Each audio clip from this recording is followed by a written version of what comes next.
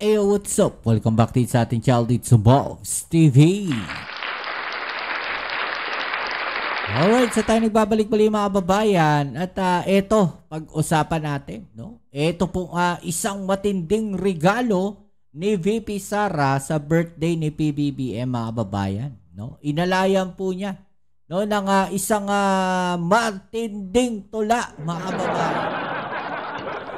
Makabagpag damdaming tula mga kababayan. At ito po ay kanyang inalay, no, habang siya po ay nandiyan sa Japan mga kababayan. Grabe, no? Special. Sa Japan niya pa nilabas. Talaga naman. Okay, so yan ang ating alamin ngayon at pag-uusapan. Pero syempre bago ang lahat, please don't forget to subscribe at pakilike naman po ang ating video ngayon. Shoutout sa mga followers natin dyan at subscribers. Maraming salamat sa inyo. At syempre, no, hindi tayo matatapos sa ating mga ginagawang reaction video, komentaryo mga kababayan, no, dahil patuloy po tayo, no, na maglalabas ng katotohanan.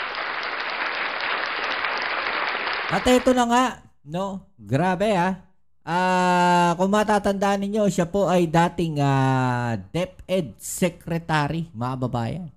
So, siguro dapat marami tong alam pagdating sa mga pagsusulat, no? Mga literature, mga babayan. Gaya nito, pagsusulat ng tula. So, tignan natin, no, kung gaano nga ba kagaling gumawa ng tula etong si VP Sara, no? At kung gaano katindi ang kanyang panulat, mga kababayan. Okay, so eto na. Huwag na natin patagalin yan, ha? Let's go. Sinulat ko ito ng mga 2.5 weeks. Oh, grabe Hindi siya umabot sa birthday.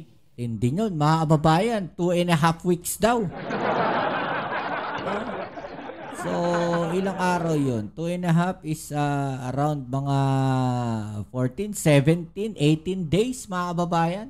Halos isang buwan niya po isinulat ito, mga kababayan. So, siguro ganong katindi, ganong kaganda, ganong kalupit, no, itong tula na to ni VP Sara. No? Baka makakarinig tayo dito ng mga malalalim na mga salita na mahirap maarok. Kasi talagang talagang pinag-isipan niya no? Ganong katagal 'Di ba? 2 weeks mga kababayan, no? 2 weeks mahigit. No? 2 weeks mahigit, almost 1 month niyang pinag-isipan kung ano yung kanyang mga isusulat. Siyempre kasi kung susulat ka rin lang, gagandahan mo na. No, titindihan mo na, 'di ba? So ito, no, tuloy natin. Kasi sinulat ko pa siya na inulit-ulit pa hanggang nabuo siya ng maayos. Wow, inulit-ulit niya pa mga kababayan. No, siguro malito, pangit pakinggan to. O palitan natin, dapat ganito. Hanggang sa nabuo daw niya, no, yung kabuuan ng structure ng kanyang tula mga kababayan, no? Siguro matindi talaga to. Sa dilim, tayo isinilang. Sa hirap, tayo nagdurusa. Ayos Sa dilim tayo isinilang, mga kababayan, no? Tapos ang bagsak ng huli, nagdurusa. Wow, tignan natin. Sagana sila sa kayamanan. Taong bayan nilunod sa parusa. Parang may alanganin ata doon, mga kababayan. Kasi nung nasa school tayo, tinuturuan tayong gumawa ng tula, mga kababayan. No? Merong diyan merong sinasabing tugmaan. No? Dapat may mga tugmayan sa dulo. No? Yung mga syllables. Dapat maganda yung bagsak. Pero sige, tignan natin. No? Baka mamaya, lang to, style nung kanyang pagsusulat. No? Tignan natin, Kami ay apoy na hindi mapatay. Hakbang ng matapang, sabay-sabay. Mamatay, sabay-sabay. Pwede. Kaya lang, nakakatakot. May salita na naman nung, medyo, ano tawag natin dito, mga babayan? Matapang may mamamatay na naman eh. Sigaw ng bayan, lumaban na. Oh. Mga sakim, durugin na. Sigaw ng bayan, lumaban na. No, mga sakim, durugin na. Parang nag-alangan pa siya na idugtong yung na, mga babayan. Sige, tuloy natin. Ba? Palakpakan yung mga DDS. Palakpakan sila, mga babayan no? Tuwan-tuwa sila pagka mga ganitong klase yung mga binibitawang salita 'Di ba? Yung mga parang gustong manakit, mga kababayan. 'Di ba? Tuwan-tuwa sila sa ganyan. 'Di ba? Mga bulok na pangako. Palasyong pinatong sa ating buto. Ba? Palasyong pinatong sa ating buto? Ano yun? Parang grabe, tindi, mga kababayan, ang tindi. No, hindi, sobrang lalim, di ko maarok, mga kababayan. Grabe. No, ang lalim nun. No, hindi ko maarok. Ulitin nga natin. Grabe kailangan ko ulitin para maintindihan ko yung yung nilalaman ng kanyang tula, mga kababayan Buto. Oh. Krimeng itinatong sa ating buto. Bulok na pangako. Palasyong pinatong. Palasyong pinatong. Okay? Sa ating buto. Sa ating buto. Palasyong pinatong sa ating buto. Lalim, ang lalim talaga. Hindi ko magets. Grabe. Lalim. Ang lupit nito, mga kababayan. Tindi. Krimeng itinago. Krimeng sa kasinungalingan. Sa kasinungalingan. Kalayaan natin ipinagpalit sa ginto. Krimeng tinago sa kasinungalingan. That's tinago sa ginto. Parang grabe, ang lupit talaga magsulat, mga baba. Paan natin, ang lalim, grabe. Hindi ko mag-hits. No, siguro kasama nitong nagsulat ng tula niya, mga kababayan, si Boy Pickup, mga kababayan. Si Boy Pickup. Di ko ma-pick up, sobrang lalim, sobrang talinghaga ng mga sinasabi niya rito. Kami ay apoy. Kami ay na apoy. Hindi mapatay. Mapatay. Hakbang ng matapang, sabay-sabay. Wow, sabay-sabay. Pwede, may tugma Di ba? Nagtugma yung dulo Pwede. Sigaw ng bayan, lumaban na. Mga sakim, durugin na. Wow. Palakpakan yung mga tulonggis. Grabe, lalim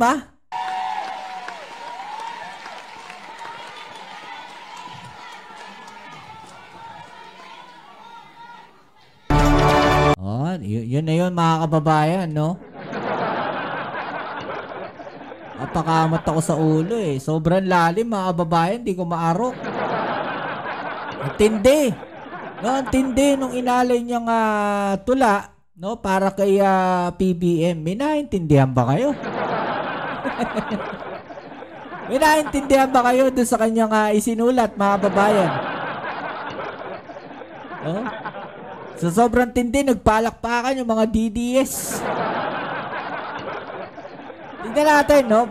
Dito kasi, nirespakan siya, mga babayan, ng mga komento rito, no? Ng, siguro, mga, mga makamarcos to, mga loyalista to. No? Tignan natin, no?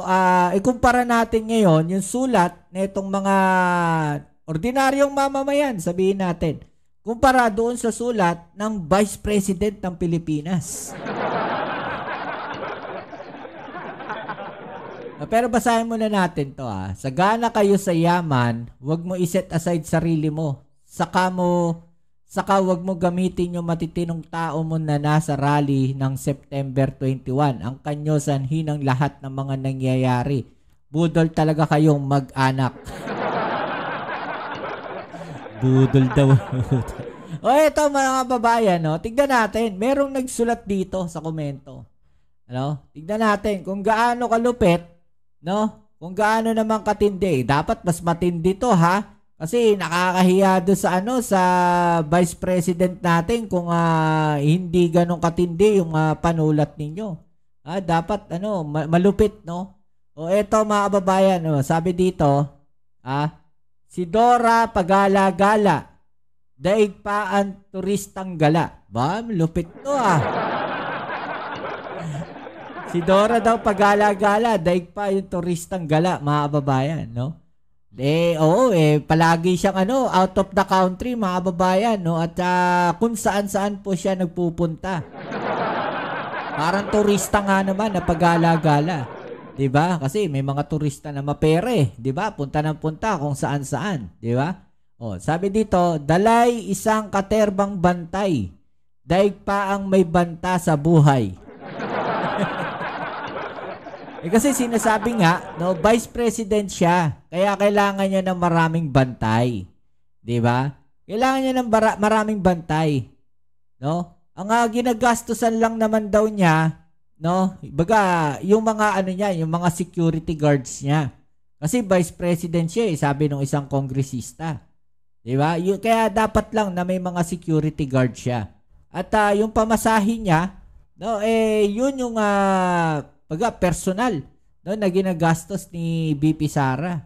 Pero yung mga security guards niya na sangkaterba, yun daw po yung ginagastosan ng ating gobyerno. So ganun din, may pera pa rin ng bayan na ginagastos sa kanyang pagpunta dito sa mga rally na to, no? Hindi ba naintindihan ng mga DDS yun na ginagago na kayo? Pinapaikot na kayo? Di ba?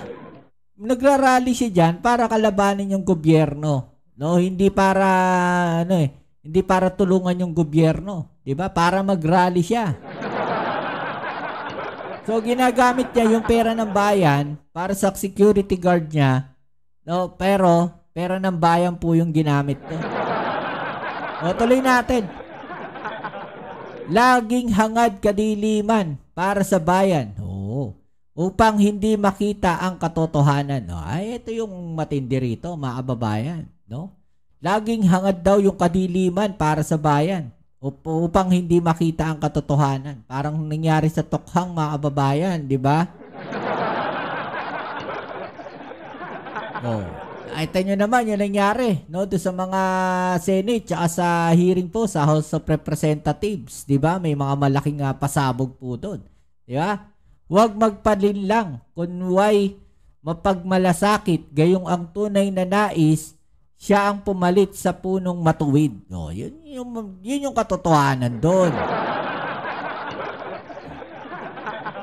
Diba? Meron pa mga babayan, mas matindi ata yung sulat na itong mga to kaysa kay BP Sara.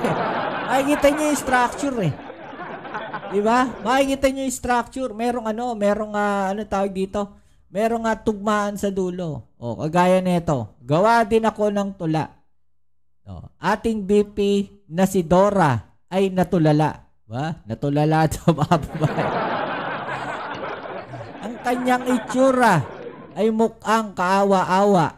Humaharap sa tao at nagmamakaawa. Intindi na ito mga babayan. Dahil ang tatay niya ay nakulong daw ng walang sala.